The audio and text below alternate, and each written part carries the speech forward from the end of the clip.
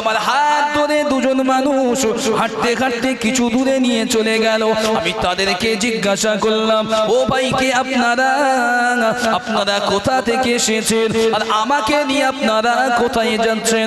আল্লাহ নবী জানিয়েছেন, ও বাবা সাহাবীরা, আমি রাসূলুল্লাহ ওদের সঙ্গে গেলাম, ওরা কোনো কথার জবাব দিল না। আমি রাসূলুল্লাহ কিছুটা দূর যাই গেলাম, প্রথম আমি দেখতে পেলাম একজন ব্যক্তি দাঁড়িয়ে আছেন, অপর ব্যক্তির সামনে দাঁড়িয়ে আছেন।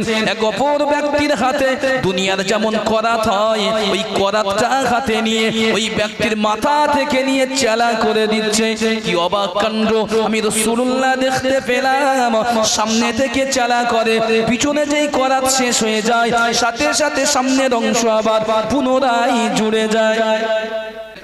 তো আল্লাহ নবী বর্ণনা করলেন, ও সাহাবীরা, আমি দেখলাম মানুষটা সামনে থেকে কাটা হচ্ছে, কাটতে কাটতে পিছনে গিয়ে ফাঁক হচ্ছে, কিন্তু সামনে জুড়ে যাচ্ছে।